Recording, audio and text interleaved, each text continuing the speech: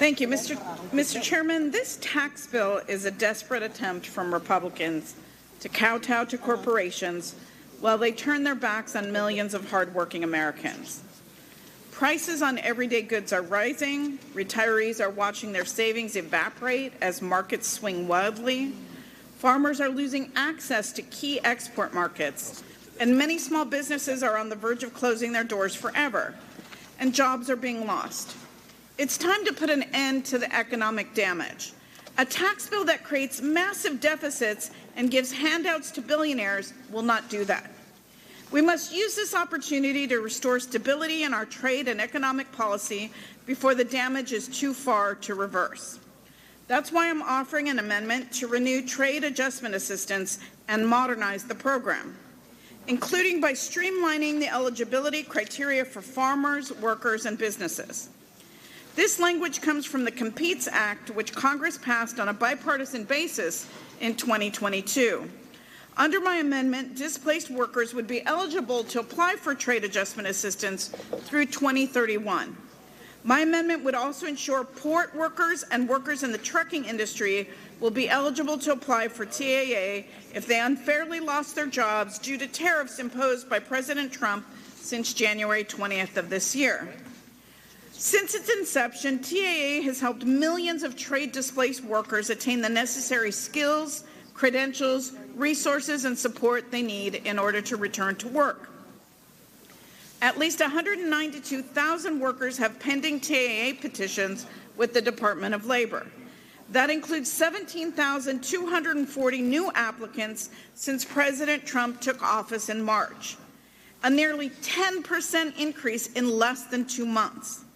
Despite the fact this data was updated monthly, no new data has been available since March 3rd, just after Trump began to wreak havoc on our economy with the Canada and Mexico tariffs and the April 2nd global tariffs. Wow, I wonder why. Could it be that the Trump administration is scared of Americans finding out the real cost of his chaotic trade policies? Not only are prices going up, but Americans working in trade-related industries literally have their jobs on the line, including the thousands of port workers from Los Angeles and Long Beach that live in my district.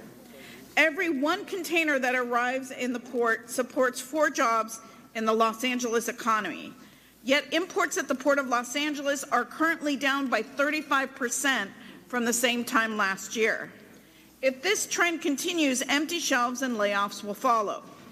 We also cannot forget the truck drivers who help transport essential goods across the country. These truck drivers will lose from declining freight volumes and higher operational costs. We cannot abandon our workers. They need relief now. Over 8,000 workers with pending TAA applications are in my Republican Ways and Means colleagues' district. Chairman Smith currently has 1,272 workers with pending TAA applications.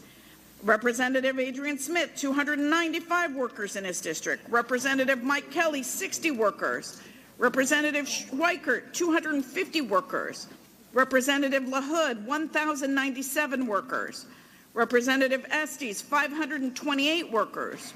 Representative Miller, 35 workers. Representative Murphy, 120 workers. Representative Van Dyne, 1,382 workers. Rep. Feenstra, 197 workers. Rep. Carey, 387 workers. Rep. Miller, 125 workers. And Rep. Yacom, 2,442 workers, all with pending trade adjustment assistance claims. They cannot afford to be left in limbo any longer, waiting for Congress to renew trade adjustment assistance. I call on my Republican colleagues to support my amendment to renew TAA and offer some relief to their constituents who have unfairly lost their jobs due to this administration's stupid and irresponsible trade policies. And with that, I yield back the balance of my time. Mr. Smith.